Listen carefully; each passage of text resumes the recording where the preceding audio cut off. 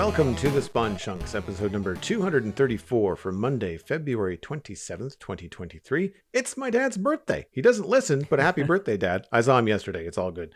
My name is Joel Duggan, and joining me, as always, is my friend Johnny, but the internet knows him better as Pixel Riffs. Hello, sir. Hello, and happy birthday to Papa Duggan, I guess.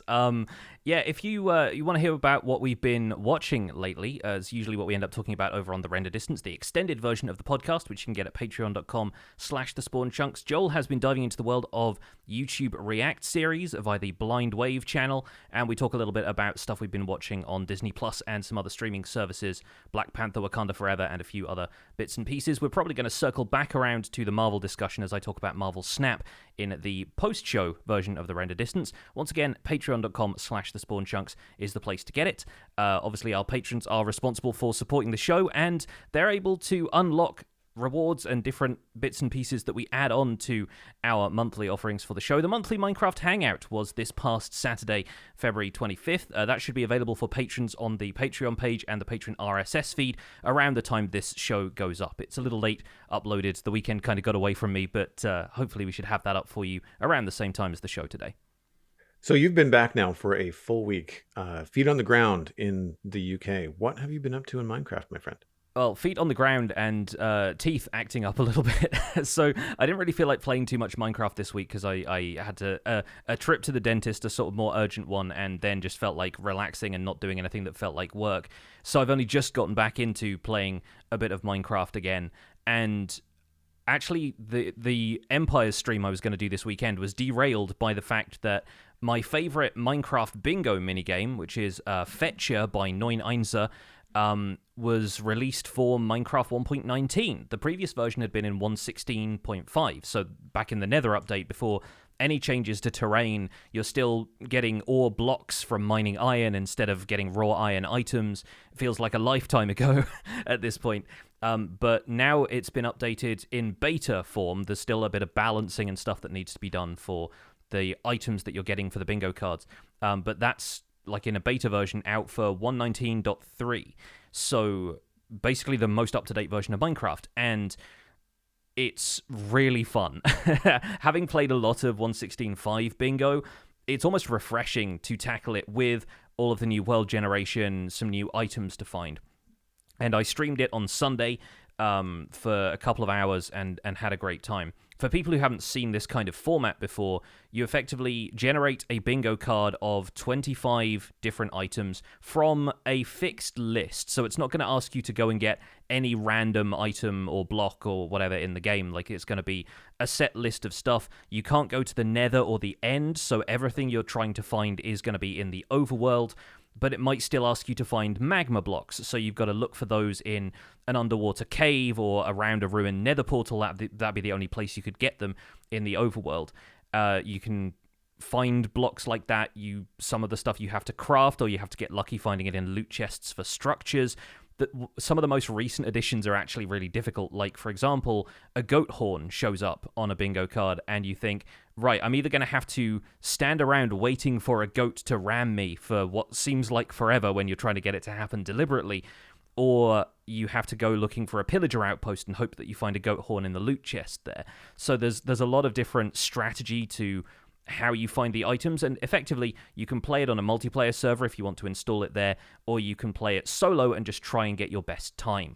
And so my personal best time for completing a bingo card right now is 53 minutes and 18 seconds. I encourage anybody who wants to try it to beat that. We'll have a link to it in the show notes, and me and Bruno Dan UI, our Uruguayan correspondent over in South America, we've kind of developed a friendly rivalry around playing bingo. And we're having a great time with the new version of it. Is that something that you can do on a server with someone and have a different card? Like each one of you get a different card and you're actually racing against one another on the same server?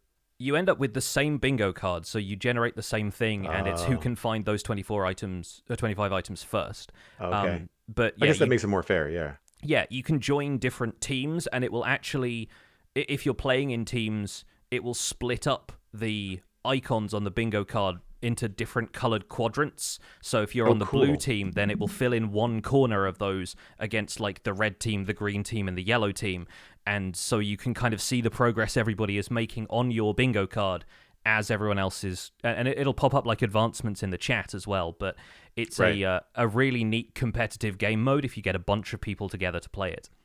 Seems like a cool test of like Minecraft knowledge, exploration. I'm assuming you're playing in survival. So you've got to, Yes. if you're playing for 50 something minutes, you've got to survive the night. You've got to, have enough food. You've got to have, protection so you're not dying constantly, slowing you down as you're trying to get to certain things, especially if you're popping over to pillager outposts or if you need to go near like a guardian, like an ocean monument, that kind of thing. Yeah. And Um, if you end up going near an ocean monument, but a bucket of milk is on your bingo card, you think, oh, okay, like I can just go and grab a bucket of milk from the nearest cow and dispel this mining fatigue. But once you create an item, once you craft an item or pick it up, the bingo card actually removes it from your inventory the first time you do that. oh, right. So if you've just crafted a bucket of milk and just like milked a cow, then the bucket suddenly disappears and then you have to go and get another one. And so there's a lot of strategy involved in figuring it all out, but there's a lot of reacting to stuff on the fly depending where different biomes are, what resources you're going to encounter along the way. It feels like the kind of speed run that I'd enjoy doing instead of just hoping I get lucky and find a really quick path to the Ender Dragon. This feels a lot more like it's using the knowledge base that I love about Minecraft. The breadth of the game is really represented in that. Yeah, that sounds like a more fun to race in Minecraft, is to like test your knowledge, race against other players, especially if we've got teams, because then you could be on a Discord chat with someone like Bruno. I mean, if you weren't rivals, you could work together. Yeah. And divide and conquer. Like if you see a desert temple off in the distance, and he sees a village, then you can just like go separate directions. And if you know that the things that you want are likely in those locations, then you can do that faster by splitting yourself up, and then talk to one another and figure, oh, I've got this. So if you're looking for this thing, don't look for it anymore because I've got it. That kind You of can thing. specialize like that, yeah. Like Yeah. I can do all of the exploring while he stays in one place and does all of the Crafts or- crafting and tries to waits for chickens to hatch eggs and that kind of stuff. Like there's all kinds of different strategy for the team game as well. But even just playing it single player and just trying to get a personal best time has been a lot of fun. So after the whole thing only got updated basically this weekend, I'm looking forward to a couple more streams of that, seeing if I can get faster and faster at this. That's a nice break from big projects too, like Empires. I've been watching some people play Skyblock on YouTube. Just not. I don't think I have the time, but I definitely have been itching for Minecraft content that's not just more Let's Play. Like I do my own and I watch a lot and I like them, but then I've also been kind of thirsting for like modded or like Skyblock, or like stuff that just has a different mechanic. I think Gemini Tay was the one that I was watching about Skyblock, and it's like hardcore Skyblock. So like, white knuckle sort of bridging over the void in situations like that. And that I thought was interesting, that, when you reach that kind of state in your long-term Minecraft world, or, big projects like you guys run on Empires, like you have an escape like Minecraft Bingo, or we've seen other modes too. Speed runs. There's a speed run that Cub Fan does that's not Ender Dragon related. It's like collect all the minerals, like all the different types of ore in a certain time frame. I'm pretty sure he has a world record on that, if I'm not mistaken. There's lots of different ways you can just tweak Minecraft to play little mini games and stuff like that, even in just vanilla survival without too much additional stuff on top of it and command blocks and everything else. But the bingo stuff is all a data pack, and it's remarkable how streamlined it ends up getting. But definitely a fun way to test your gameplay knowledge if you feel like playing it. So I've been super busy on the Citadel this week. I've been streaming almost every day for the last few weeks, just because I wanted to push more content. And I also have just been bitten by, I can see the light at the end of the tunnel on West Hill. It's still a long way away, don't get me wrong. There's some big things that need to be done. But it's really fun to log into a stream and go through the checklist in my little book in Minecraft. And very seldom am I breaching over into two streams for one project. It's usually one stream and then one thing is done. And that's a fun thing when I'm so used to 6 weeks on a big mansion, or 4 weeks on a big house build or something like that. And so lately I've been focusing on the North Road and the West Hill River Bridge, which was one of the first things that I built in Minecraft. Or not in Minecraft, in West Hill. The um the village that was on this location was one of those villages that was like split by the Minecraft river thing. Like Hmm. they put the village down first, and then the landscape said, well, this road isn't going to exist, and put a river down the middle of it. And so I built the bridge over that location and thought, like, okay, that's kind of a good indicator as to where I could put a bridge, and I'll build the rest of the town around this kind of thing. But the bridge has been there forever, and it's been done as far as the form goes, but it needed a lot more detail and texture work, adding the cracked bricks and the moss stuff and all that. So I did all that over the last week or two. And it was just really, really fun to put that, at a state where it's finished. And I didn't fall victim to like redoing anything. I just find that I have so much more in my repertoire of like detailing like signs and trapdoors and little tricks I can do to get like a spiral staircase to be in a very tight spot and still look very cool, where I didn't have that before. So these towers are actually empty, and they had a big square in the middle that just kind of had sunlight going straight down to the center of the tower. And you went up by climbing up a ladder on the side, which you still do, but I wanted something more structural inside to make them feel like they were supported. And so when you get halfway up, there was some weird Minecraft mechanics where you have to stop climbing a ladder and start climbing trapdoors in Hmm. order for the details of the walls outside on the build to not change their position in the same way that walls will attach to trapdoors when they have the full block facing. So I added these little catwalks at the top, little spiral staircases, which one changes a long, boring ladder climb into something a little bit more interesting, and adds a lot more interest to the top of the towers, which, I mean, when you're flying around taking screenshots, you can see them, but you can also see it from some of the higher points in the town. So Hmm. it was really fun to kind of add those details in. And then, of course, that led to I have to do some riverscaping. It's not my most favorite part of Minecraft. I love landscaping, but riverscaping, there's just something about the swimming and underwater mechanics that I find really tedious.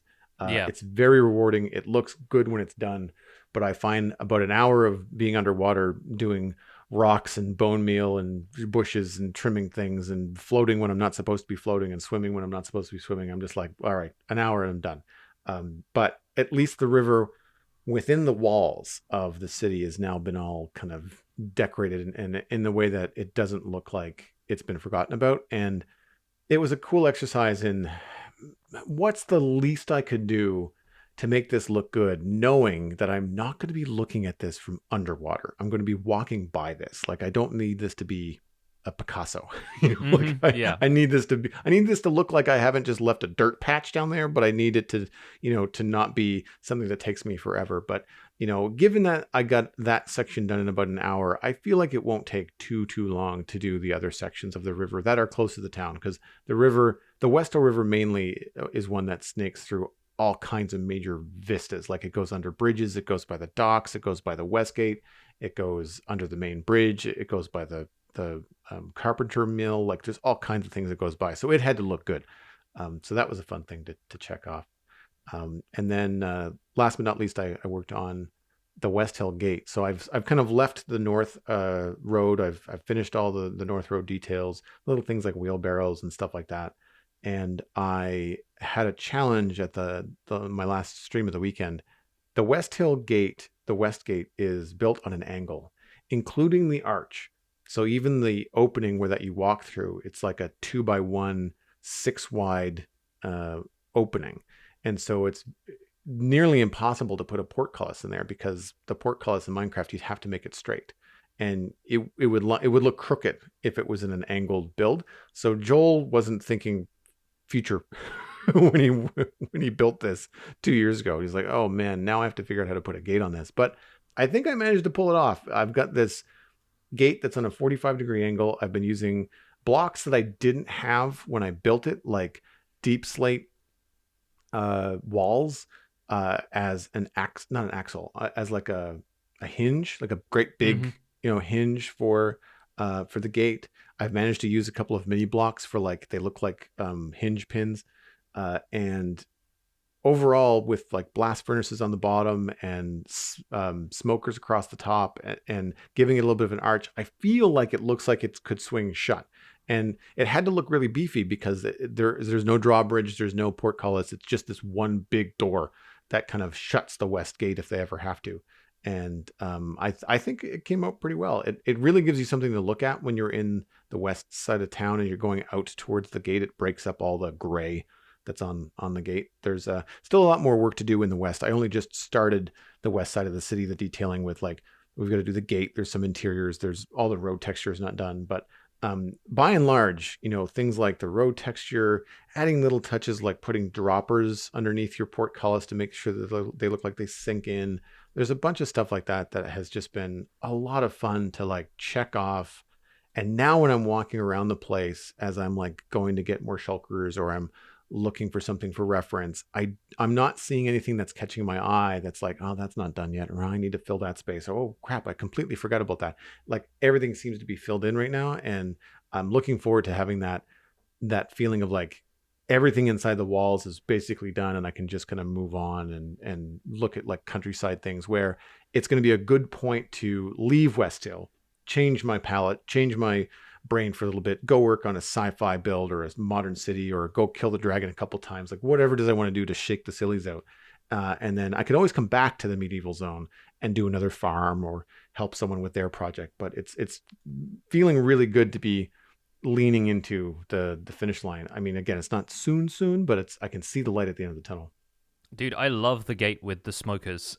Thank you. That's such a neat design. I think it's a really great way of managing to get the detail into this is a big stone thing that's reinforced with wood without the problem of not being able to put signs on a like 90-degree angle from each other in the same block space, which is I know a frustration that a lot of builders end up having, myself included. So I think it's really cool having the texture of the smoker look like, okay, there's wood kind of wrapping around this and maybe like bolted in or riveted into the side, and you've got buttons and other bits and pieces in there for some detail that sticks out, but it being part of the smoker texture along with the gradient from the wood up into the andesite you're using.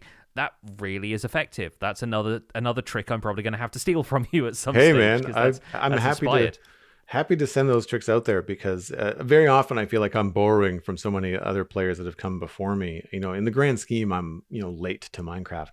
But I appreciate that. It was one of those things where like we tried a bunch of different things, and I just knew that I wanted to use more of the profession blocks in these detailed situations, and the smokers just happened to go really well, not only with the door itself, but also the upper level of the gate is all dark oak and spruce, and there's kind of spruce colors in the smoker, like the frame of the smoker kind of has those spruce colors in it, and it really ended up working out well.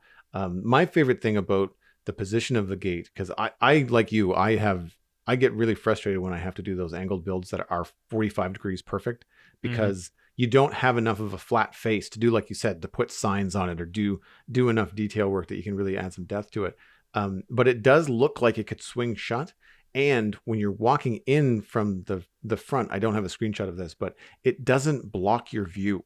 Like it doesn't cover, like, because when you have a meter thick door in a 5 meter wide opening, like that's 20% of your door just closed, right? Like it just feels kind of narrow already. And then you've got hinges on both sides. Like I tried a couple of different positions and it just looked like it made the opening so narrow. But by having it open on the side there, it covers up a bunch of things that were going to be challenging to make detail. And it ended up working out very well. And it was one of those things where I didn't know what I was doing. I had about a half an hour left in the stream. Let's just go try something. And it just one of those moments where like, well, this worked out. The years of experience in this town have kind of culminated in like, I've got a repertoire where I can kind of put things together. But I appreciate the kind words. That's awesome. Yeah, I like looking at the river detail as well. Like you've done a really solid job, especially for something that you say you didn't want to spend too much time on.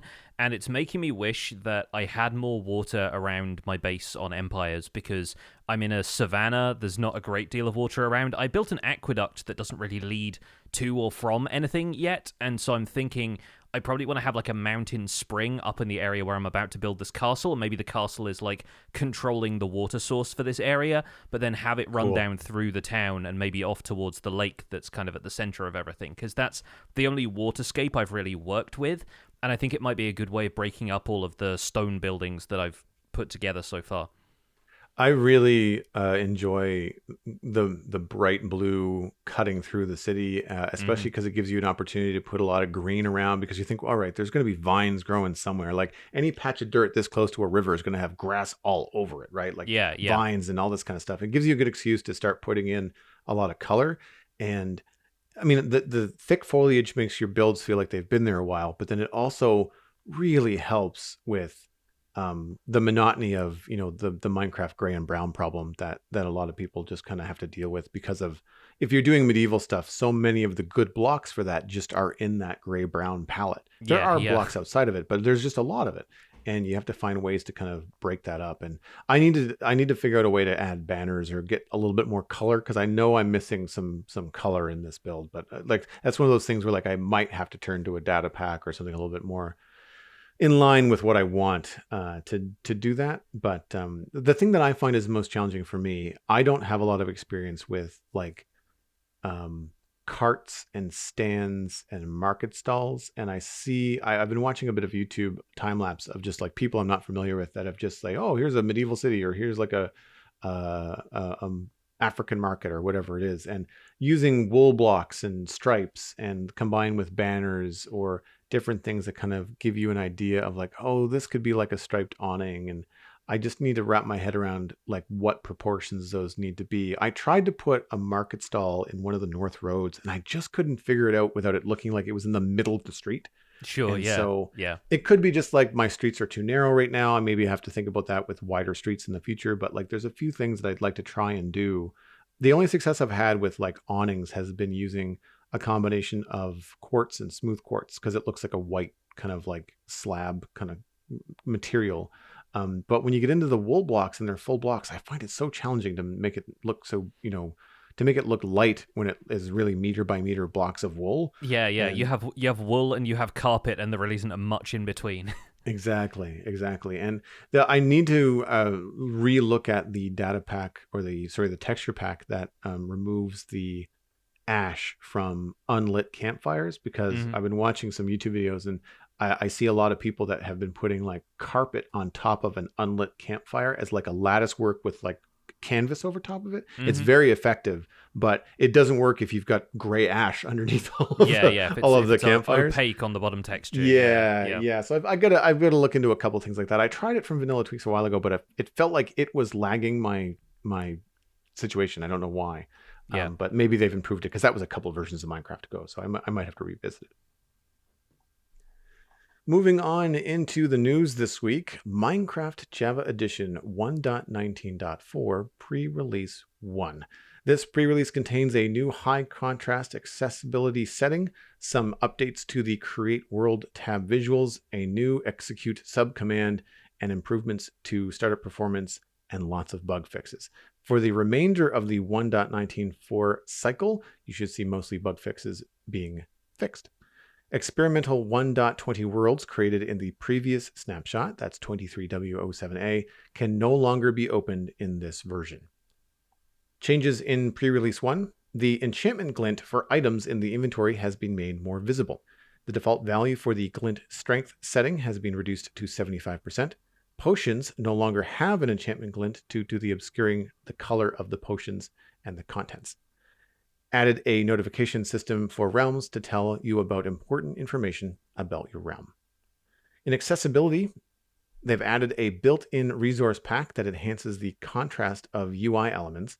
The resource pack can be enabled in the accessibility options screen or manually in the resource pack screen. The resource pack only changes menus for now. Mojang will be looking into bringing it into gameplay UIs in the future. Updates to the Create New World screen. The appearance of the tab bar in the Create New World screen has been updated. Tabs have unique visual instead of being traditional buttons. The tabs now align to the center of the screen, and the content has been aligned to the top of the screen. Technical changes in pre-release 1. The resource pack version is now 13. The enchantment glint now has two separate texture files, enchantment glint entity and enchantment glint item.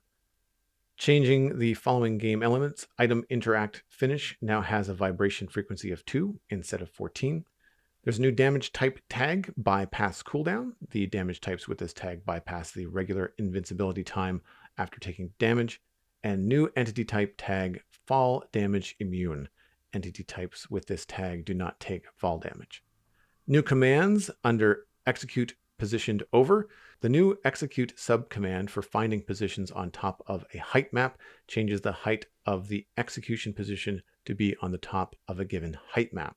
A height map is a record of the highest position in a column of blocks according to some criteria. The available options for those criteria are world surface, any non-air block, motion blocking, any motion blocking material, ignores flowers and grass, motion blocking, no leaves, any non-leaf blocking material, ocean floor, any non-fluid blocking material. Despite this being a snapshot for 1.19.4 pre-release, there are still some changes to experimental features for Minecraft 1.20. The brush crafting recipe now uses a feather, a copper ingot, and a stick in a vertical line. The sniffer spawn egg colours have been updated, and the recipe for the decorated pot made of all bricks can now be found in the recipe book. There are a couple of fixed bugs of note in 1.19.4 pre-release 1, but it's worth noting that the bug list includes fixes for Minecraft 1.19.4 and Minecraft 1.20 features. We'll let you refer to the Minecraft.net article linked in our show notes for the full list of bugs. In the meantime, there was also a Minecraft beta and preview. This is 1.19.70.24/25, depending on whether you're on beta or on preview. We'll link to that at feedback.minecraft.net in our show notes. And it adds, we highly value your feedback, so please keep sending us your thoughts on 1.20 features. Often we release new features to Java snapshots and Bedrock betas and previews the same week, but this is not always the best option since different features can be more or less time-consuming to build in Java compared to Bedrock, and we do need to get feedback from you, our players, early, so we find both cool ideas and nasty bugs. Right now, we're working on new tech to bring armor trims to Bedrock, and we're trimming the last things for the new Cherry Blossom biome, so you'll be able to try out both features on Bedrock soon, but not right away. The features and bug fixes in this beta and preview include players now stopping sneaking in powder snow after letting go of the sneak button. That fixes a previous bug. And they've temporarily reverted changes to 1.5 gap sneaking while they continue to improve the camera. The feature is going to be available in future previews and betas, so the Mojang team encourages you to please consider sending your feedback. In technical updates, the marketplace has fixed an error that could occur when clicking on Minecoin bundles. And that's about it for the Minecraft beta and preview, but we'll continue to bring those in future episodes. So the thing that stuck out for me in the the pre-release for 1.19.4 is the new changes to the enchantment glint, which I think are good. I think that adding the sliders and those controls were great. I think reducing the intensity of those sliders as a default is also a good move. Mm-hmm. And I've removed the enchantment glint entirely from my resource pack because of, well, one, aesthetically I didn't like it, but I also found that it was much easier to tell potions apart without it, and the fact that that is now removed from them in your inventory, I think, is fantastic. Yeah, I agree. I think it's a good change. It didn't always make sense that they looked enchanted to begin with, because they don't have any interactions with an enchantment table, and I don't know that there are any other items in Minecraft in general that have that kind of glow, aside from golden apples, and there it's to differentiate them from standard golden apples to enchanted golden apples, which are just like treasure, they're loot. So something that the player makes in a brewing stand, it's special enough that they're potions without them looking enchanted. However, I've noticed a few folks in the community raising concerns about how similar the default colors look to each other now that we can see them a little bit better. Cubfan135 in particular has a tweet about the similarity between invisibility potions and others. I think he's looking at slowness potions. He's just got a full inventory of potions and says, try and spot how many invisibility potions there are. And it's quite difficult. You have to be able to at least determine the difference between a range of greys in order to tell the difference. And at a glance, I found it quite difficult looking in the creative inventory to identify which ones are invisibility, slowness, speed, weakness, or turtle master. They're all in this range of grey, some darker, some lighter, some a little bit cooler, some a little bit warmer grey. if you imagine the difference between like a regular stone and an andesite, that's about the difference between the invisibility and slowness potions. And then the Turtle Master looks a little bit closer to a darker, red-ish, kind of like the coral colors or something like that once dead coral happens. But I think maybe those are due for a revisit, or maybe even just for the sake of colorblindness accessibility, different textures for the different potion bottles is something that they might consider in future. That's where my brain was going as just like a character designer and designer for animation years ago. I mean, the first thing that you want to do is differentiate by silhouette, color and like overall read. And like, I feel like while it wouldn't make a lot of sense that the bottle that you use, the glass bottle, is the same for all the potions, that it would suddenly have a different shape when you make a healing potion or a health potion versus an underwater breathing potion. I think it would just help visually to have different bottles have a different sprite. And I've seen that in modded, and you kind of immediately forgive the fact that the glass bottle in your hand empty is, the shape that it is default. But then when you make a healing potion, it's a heart shape. When you make a water breathing potion, it's more like a round kind of bubble shape, that kind of thing. And they did that because I think in the mod pack I was playing, there was more potions than the default ones. And so they wanted to add a bunch of different things. Right. And, you're making a square bottle for like a strength potion, something that has a corner on it.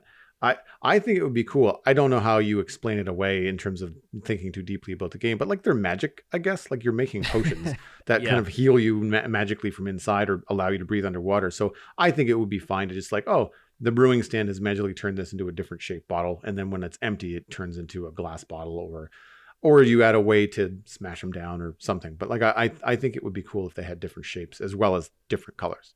I think part of the problem is also that you've got splash potions which have a slightly different shape because the neck of the bottle is different. Yeah. And you have lingering potions, which are the rounded ones that often get overlooked because people don't tend to use them much in survival gameplay. But if you look at them in the creative inventory, those are all rounded bottles, and it helps to understand them in terms of there being different categories of how you use the potion. But then adding all of the different shapes on top of that, with there being so many different possible shapes for the different types of potions, I can see it getting away from them a little bit. I can see it being a difficult task to then convey that actually this is a drinkable potion of Turtle Master as opposed to a lingering or splash potion of Turtle Master, when the bottle is going to be such a similar shape between all of those two. So yeah, it's a tricky problem. I can understand that, but hopefully at least the change to enchantment glow means that people will have an easier time differentiating between them, and you can always hover over them with the mouse if it gets too confusing for you. Yeah, I like all the other changes. I mean, any change that makes the UI look better, the for the menus looks more like a modern game to me. I mean, it feels more like a flow than I just have to click around randomly and try to remember where I was in the old world building menu. Mm-hmm. And now that they have it more organized and separated into tabs that you can click back and forth between, like I really find it helpful when I've been looking at people do their, summary videos of the snapshot in the pre-release. I was like, yeah, that makes a lot more sense. And it's a subtle change. Like it's just a reorganization of existing data. And I think it's great. Yeah, I think it looks like modern game design does. Like, I find a lot of games that I pick up lately, if I'm looking at something that's been released in the last 5 years or so, a lot of the information gets organized by tabs like that. Maybe it's just, as a society, we're used to having browser tabs, and like a lot of the PC format or like mobile apps and stuff will all be arranged like that for easy clicking. But it makes perfect sense, and I think it looks like a modern touch to it. As usual, yeah, I'm in favor of more accessibility features as well. The high contrast mode seems like a good addition. Moving on to the 1.20 features as well, I like the new brush crafting recipe. More uses for copper are in demand and are always good, I think.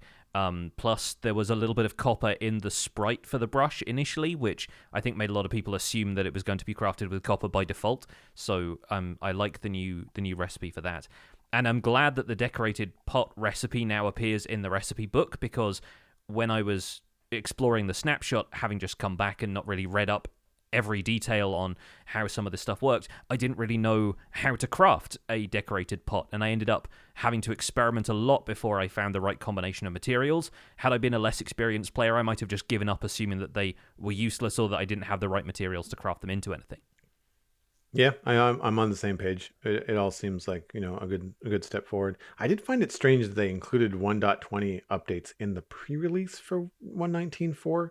I thought that once we hit pre-release stages, they would be just like pedal to the metal on 1.19.4 and just wait on the 1.20 changes for the next 1.20 snapshot, which would just be its own thing, and it wouldn't be confused at all with anything coming in 19.4 because the snapshot would be labeled snapshot 1.20, right? Yeah, especially with experimental worlds from the previous snapshot not being able to be opened in this pre-release. But either way, it's good that they're still developing stuff side by side. And to their credit, once again, the changelog was fairly easy to tell which features belonged to which version. So you knew which parts of the changelog were talking about the experimental 1.20 features. So hopefully that continues, and once we've got 1.19.4, I presume we're just going to be looking at 1.20 snapshots for the foreseeable future.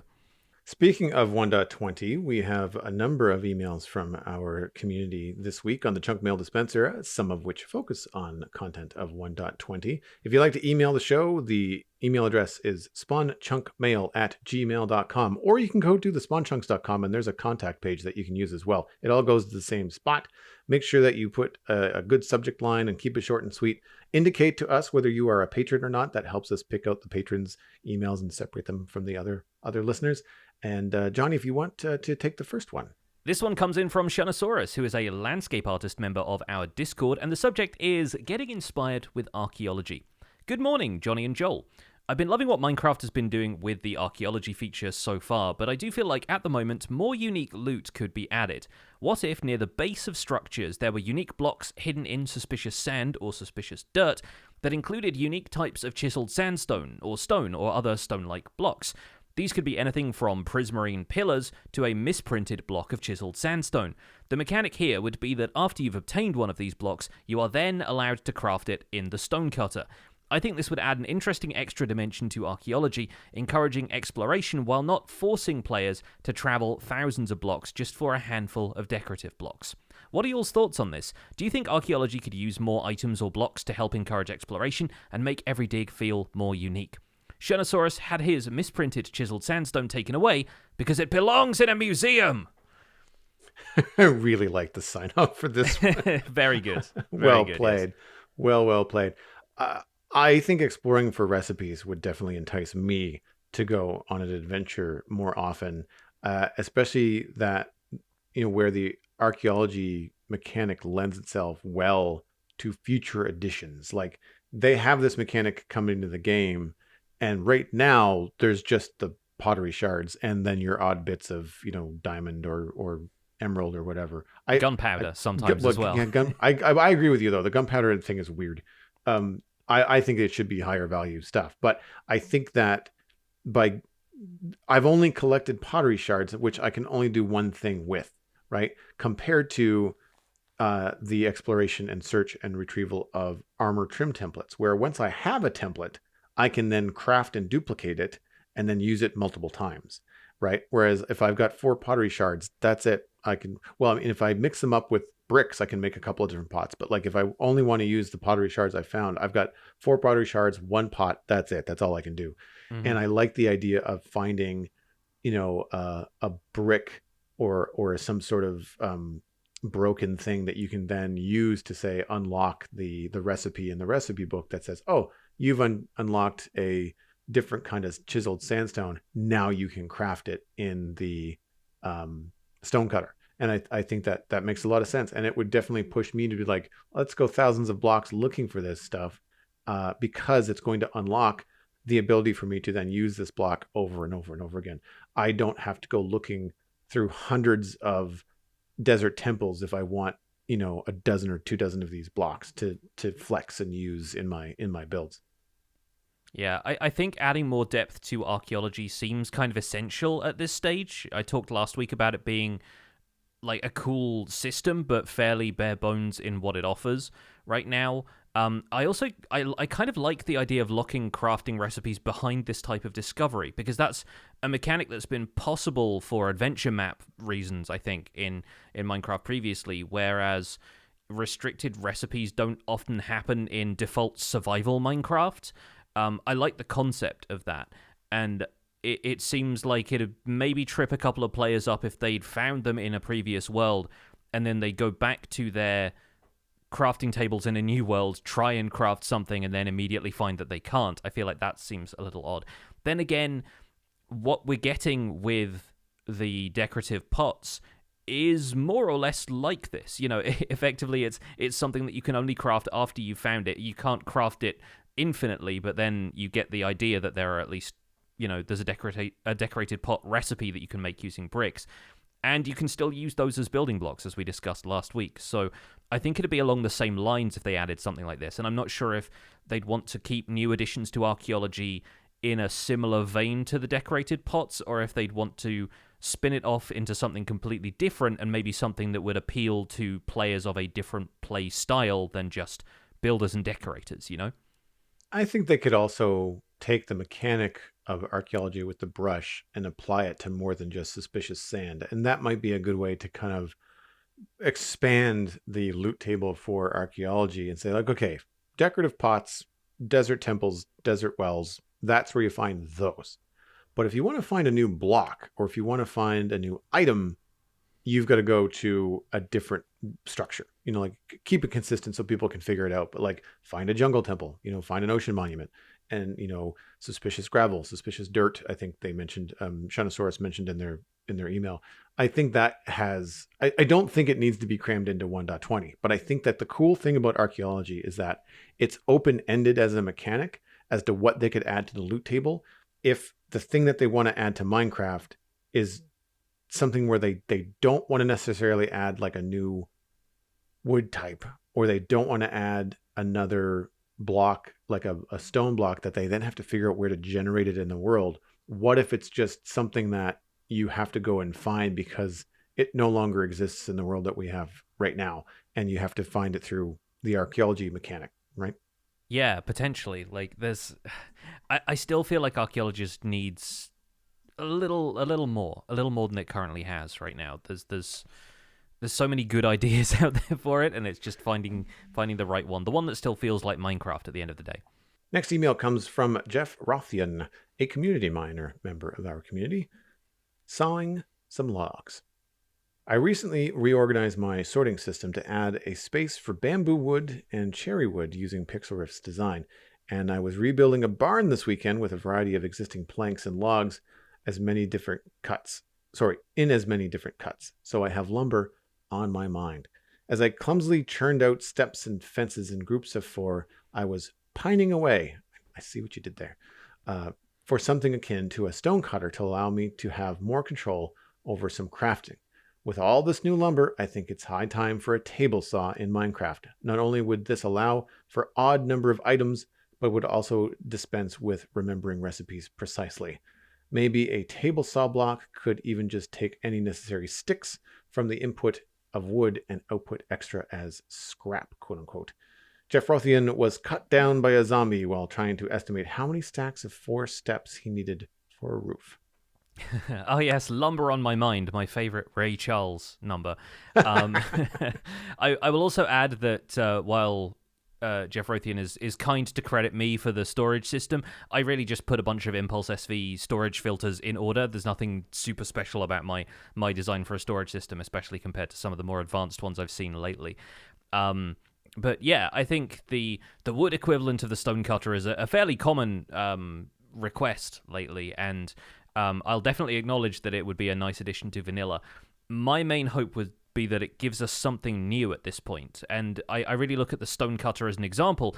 While it's immensely useful to the player for one-to-one stone crafting, it's also a villager workstation, which is enough of a justification for its existence that the fletching table exists, which has no utility to the player except for, I don't know, maybe looking like a vaguely birch wood pallet block, and that's just a villager workstation. So it feels like if you add in a woodcutter at this stage, it should go along with a lumberjack villager profession, which I don't know if they're interested in adding. So I would like for there to be, if we end up with a any kind of wood saw in line with the stonecutter idea, I feel like it needs to do something else as well. And maybe that's a little bit kind of unnecessary, but I do think it's, for it to be in line with some of the other features they've added recently, they would really have to give it some other kind of use.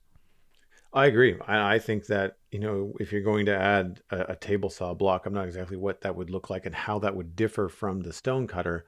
But I mean, like maybe it's a full block height. The example that I have in my brain is that there's a woodcut table that comes with the tables and chairs data pack that I have. That's how you make the tables and chairs. You put planks into this table, and then you just pick the chair that you want that comes out of it. It works very similar to the stone cutter.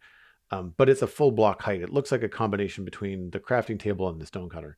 And if you add a block like that, I agree. I think that adding a lumberjack profession to the game would make sense. As a Canadian, I hope they have a plaid shirt, which would be hilarious. But I also, I think that some of those profession blocks, as you pointed out, fall short. Cartography table has a cool texture, but it's not directional like a barrel for the fisherman. The barrel is way more useful. And I think that if you have a block with a saw on top of it, like say a table saw, and you also make it directional so players can have it face either north or west, depending on how they want to have it situated in the world. If they can place it up against a wall, if they can place it on a ceiling, then I think that opens up all kinds of creativity. Like what kind of robot could you make with saw arms? Or like just if you wanted to make a drilling machine that looked like it could cut through the world, not that it actually does it, but like, if you have some sort of steampunk tunnel bore thing going on, I think having the profession blocks to be more well-rounded, more usable creatively in builds, similar to what we were talking about earlier with me using smokers in a door, then I think that really justifies the addition of a new block like this on top of the fact that it would unlock those crafting recipes. Now, I kind of turn my nose up at people complaining about wood scrap waste. One, it's Minecraft. Just cut down more trees. Like, I don't think you have to worry about sticks. Them instantly. Yeah. Sticks fall from leaf blocks now. Like, I hardly ever make sticks anymore. I just have them all the time in a couple of different shulker boxes. But yeah, I feel like the need to calculate exactly how many stair blocks you are going to make, unless you're in a skyblock world, I don't really think this is a big issue. And wood scrap is a real thing. Like my stepfather's a carpenter. Like his workshop has always got scraps on the floor, because when you're cutting down pieces, you're always going to have these little bits around, and they just get either recycled or, thrown away or whatever. And I think that having, one stair block come out of one plank block, and you lose that eighth or quarter of a block, that's fine. That's normal. That's what happens when people make things. The thing that I think is more likely is something like what I've done with the data pack that I created for the Citadel, which is wood crafting recipes for the stone cutter. And I used crafting.thedestruction.ca. We've talked about this site a number of times on the podcast. We'll have a link in the show notes. It's just a way to create a simple data pack recipe that allows you to put logs or planks into a stone cutter and get things out of it just like you would a table saw that you're proposing in the email. So it's possible in game now. I don't think it bends the rules so much that it's breaking anything. I can still craft wood in the crafting table if I want to. I just don't, because it's faster in the wood cutter, because I don't have to make a shape. I can just plunk it in and use the stone cutter wood recipe for it. I think one of the added benefits of the stone cutter that goes overlooked sometimes is the ability to multiply copper blocks when you turn it into cut copper. And I've noticed a couple of people are recently discovering that for the first time. And I think it's one of those fun things that goes hidden about the stone cutter, because you don't think of copper as stone. So you're taking the name so literally that you don't think to use it for anything else. So yeah, I like the idea of the woodcutter being roped into that at the same time. Moving on to our next email, Classy Phantom has written in with the subject, lending a helping sand. Dear Joel and Johnny, long-time listener of the podcast here, and I've especially been enjoying the recent guest speakers. One of the recurring discussions you two have had over the years seems to be a decent Minecrafty mechanic for renewable sand. While listening to last week's podcast on your discussion of archaeology, I was struck with inspiration. In the real world, sand comes from wind or water eroding larger rocks and mineral deposits. Knowing this, I believe the new archaeology pots could be an excellent way to collect new blocks of sand over time. For example, what if placing a pot underwater in a river biome accumulated layers of sand inside the pot, similar to the way cauldrons accumulate rainwater? Or simply placing the pot on the ground in a desert biome eventually fills the pot with sand because of the wind. Or what about placing a block of sand above dripstone, causing sand particles to drip down into pots, similar to how we regenerate lava with dripstone? The sand could then be obtained using the piggy bank mechanic, where smashing the pots with a tool drops the pottery shards or bricks and a number of sand blocks. Obviously, the pots themselves would need a small tweak to be able to visually indicate that they are full, but I feel this would be the perfect way to round out archaeology. Would love to hear your thoughts. Classy Phantom drowned while trying to place hundreds of clay pots at the bottom of a river. I really like the idea of the sand and wind mechanic. It would have to fill up pretty quickly, though, for it to be a better solution than just running around a desert with a shovel. But I like that idea. It just reminds me of like the establishing shots from like Indiana Jones or The Mummy, where you've just got, a sandstorm happening and there's just pots that are filling up with sand, like those time-lapse videos that you see as they show things like being slowly buried over time. And I think that's interesting. I think it's, I want the pots to hold something. I know they probably won't because they've been talked about as decorative pots every time they've been mentioned.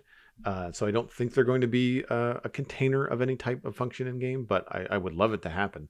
I would ditch the piggy bank style method of getting sand out, though. I think that if it was up to me and that was a mechanic, for it to be viable against just going and mining sand, I think it would have to work more like a composter, where you can have bone meal removed from the bottom of the composter when it happens with a hopper underneath it. I think that if you had a hopper underneath your sand pot, that would be slowly siphoning out the sand as it filled up. I think that would, work, that or a hopper minecart traveling underneath them, because I'm sure the technical community would have a field day just kind of setting something like that up. Then again, if it's just a hopper pulling stuff out as a sand block generates, I almost feel like that could be too simple compared to if you create something with the piggy bank method, there could be more interesting and innovative ways of solving that problem. And maybe if a piston crushes the decorated pot, so you have another way of breaking it in an automated fashion instead of only breaking it with player tools. If they become breakable instead of pushable in the same way that I think melons break up into slices when you push them, right, then there's potential for you to set up a bunch of these things and they automatically get crushed when they're done, but then the player still has to come back and rebuild them afterwards. So there's a bit more player interaction. It can't be fully automated, but it saves you just leaving one pot and a hopper somewhere and then coming back to infinite sand. It feels like a high reward for fairly low input at that point. Yeah. So maybe a bit more balanced that way. It might also create, if it's just one sand block, which feels like the realistic thing for filling up a pot. You get roughly like a cubic meter of sand from a cubic meter pot. It might create sand a little bit slowly for my taste, considering how much I want renewable sand in larger quantities. But if we got multiple sand blocks from a single pot, that might feel unrealistic. I'm not sure. Speaking of the pots, though, we have some information via our Discord, hot off the presses. Thank you, Sliced Lime, for posting this. Pre-release 2 for 1.19.4 was just released literally seconds ago, apparently. So we have a little bit more information there. And I wanted to highlight this because we've been talking about them as decorative pots, but they are decorated pots. So the outside is decorated, but it doesn't necessarily imply anything about whether or not they will have function in future. It's just trying to get the nomenclature right at this point for us.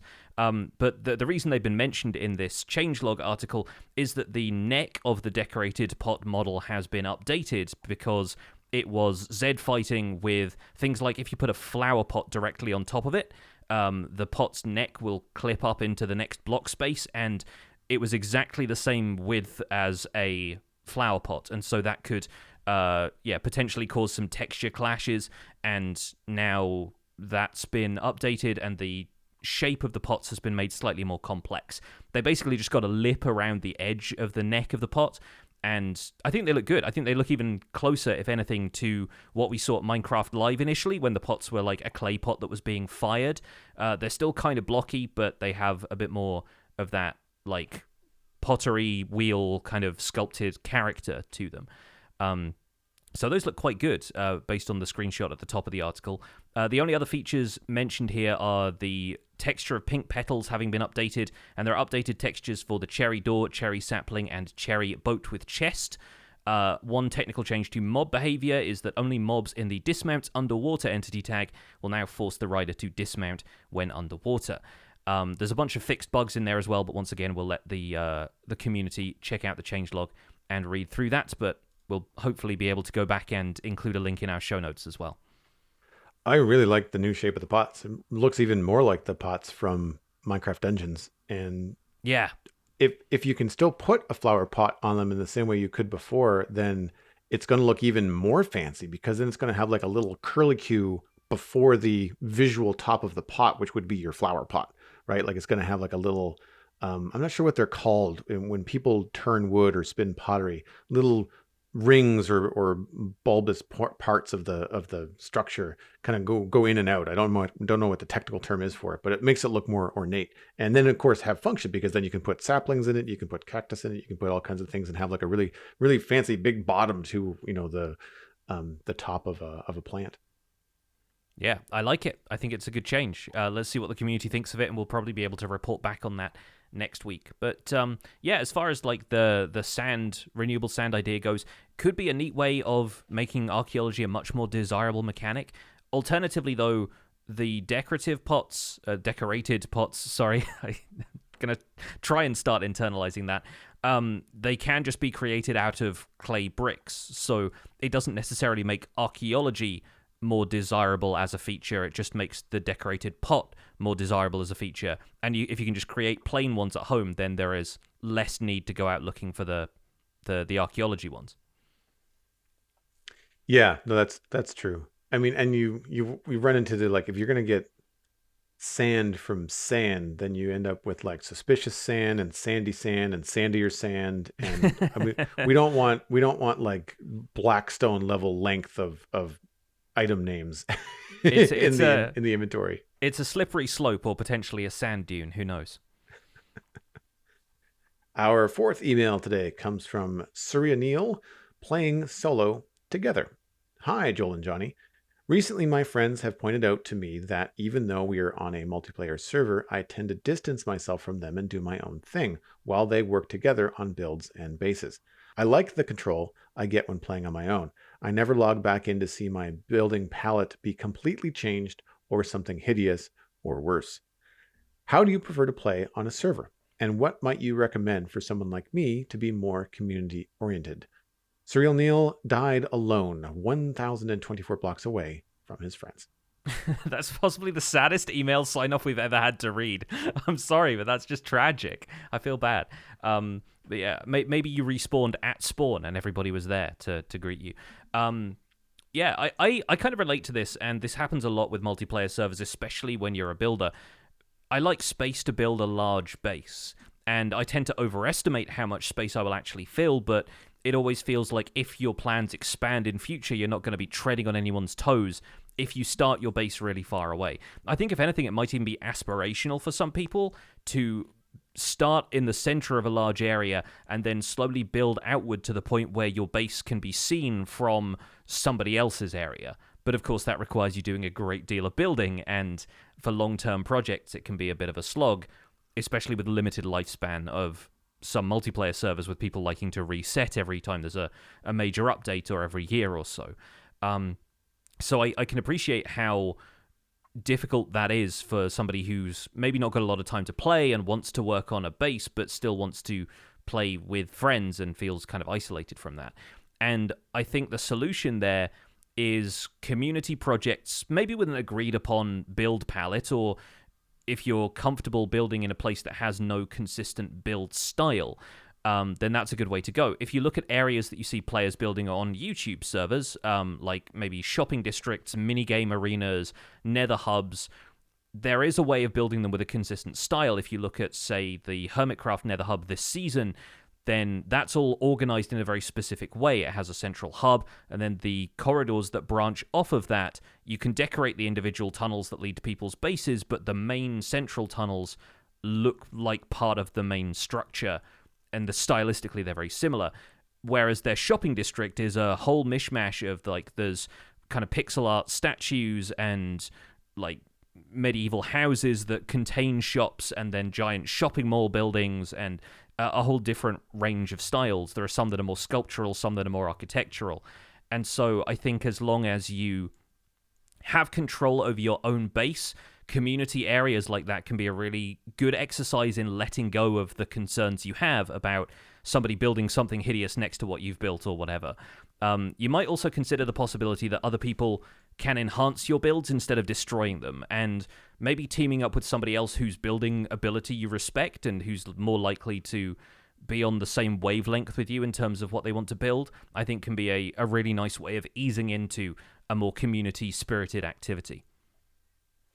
I think the, logging on to find things changed. That's a communication breakdown on the server as far as, boundaries and who's building what and when. I think that can be helped by just talking to people more in a Discord server or on voice, over the Minecraft server, if that's possible. Then I think that'll help a lot in that sort of situation. But something that you brought up about the Hermitcraft Nether Hub is a point that I wanted to make, which is that when you do creative builds, it's sometimes a good idea to at least appoint someone as, like, the quote unquote project lead. Yeah, right? the foreman, like, or something. Yeah. So, and it doesn't necessarily have to be, the quote unquote best builder or whatever. It just could be like, well, maybe this is this person's area, like, I think I recently helped out Cosmic Dancer building a tunnel to one of Steven's projects, something that they decided to take on, and they had a design in mind. It was just a lot of work. And so I kind of just took their design and repeated it down the tunnel and asked if they wanted any input. And they said, oh yeah, you know what? This section isn't working. Like, how do we go around this corner? How would you handle this? I can do the straightaways, but the corner just messes me up. And then my input goes in there and, you kind of move on. But I go into that not wanting to take the reins because it's not my project, right? I'm there to help, not run the show. Yeah. So if you can establish that early on, sometimes that will help.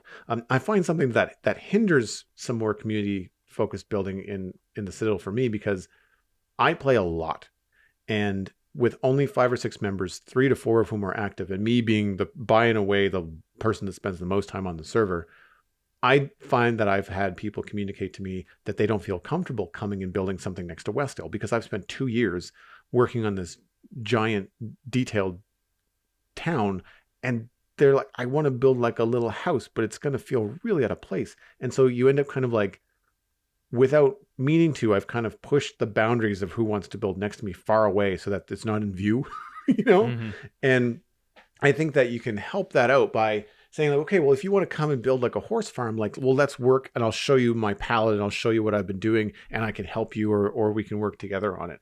But it does kind of sometimes, without any words being said, push players farther away from you when you've got a big project that you're very focused on, and it's taking up a lot of space. Because anybody that respects that wants to either ask you before they build nearby, or are just be like, well, whatever, I'm just not going to bother. I've got something that I know is just so different than what they're doing. I'm just going to make sure I do it somewhere else.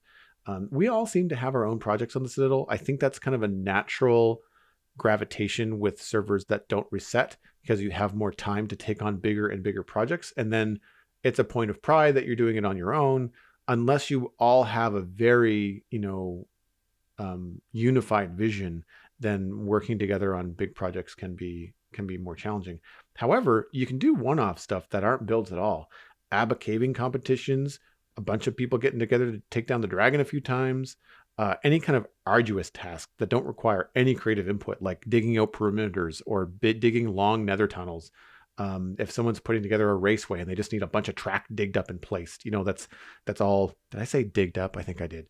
Like just all that kind of stuff. That's just like, I need several thousand blocks of ice for a boat race, track. Like that just takes a lot of time. And if the person already has the outline done and all they need to do is just have help placing down blocks, you can jump on voice chat and hang out with people. We've done that before on the Citadel where people need things dug out. Got it right that time. And it's one of those things that I think you don't always have to be building something to help people on the server or do things together. Something you brought up earlier, the bingo thing. I don't know whether that changes the server or whether that's a data pack that you can just add to the server temporarily, like for a Christmas break and then remove it afterwards, or if you have to have a new server to do that on. But like those kind of competitions and games and things like that require a separation of what your current project is from something unique that's just going to happen. I mean, another thing, of course, that we are seeing a lot of lately is the TCG on Hermitcraft. I mean, that's a huge project to take part in, but once it's there, then you can hang out with other players and go play, little mini games and then peace out and do your own thing. Yeah, and it's something that if you're less concerned with doing everything in survival, you could try and figure out a way of importing map art using a tool that's going to place everything using, I don't know, command blocks and stuff. You can do that stuff with some online tools. And so you could create your own TCG thing a lot quicker if you're less concerned with everything being a purely survival server. And then, yeah, like that's been an enormous community draw for Hermitcraft. And basically everybody now is participating in games and socializing a lot more just because there's something they can all do together. So yeah, I definitely echo the idea of playing mini games or setting up different situations where you can get involved with group activities without them necessarily having building as the focus, even if that's the kind of thing you enjoy doing.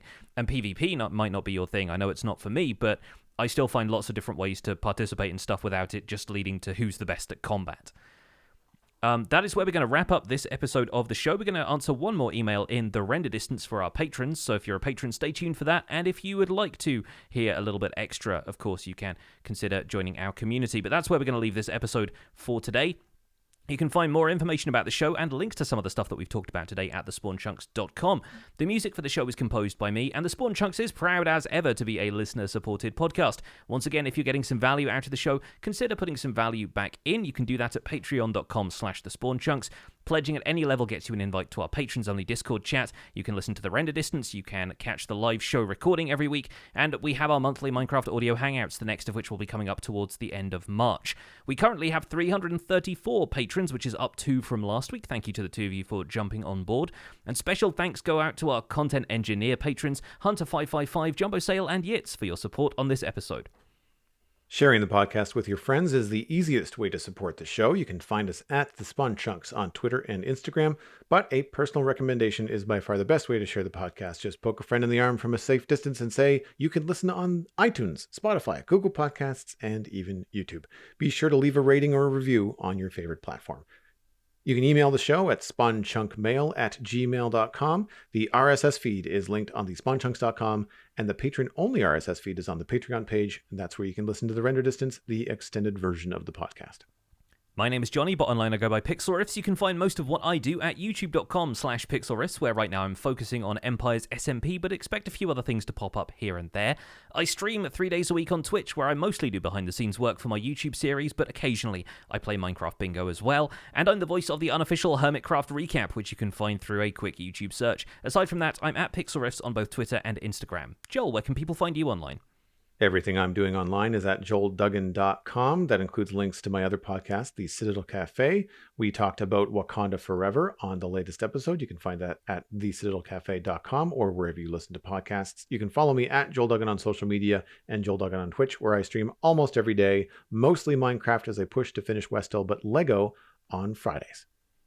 Thanks for visiting the Spawn Chunks. The world outside is infinite, and how much wood would a woodcutter cut if a woodcutter could cut wood?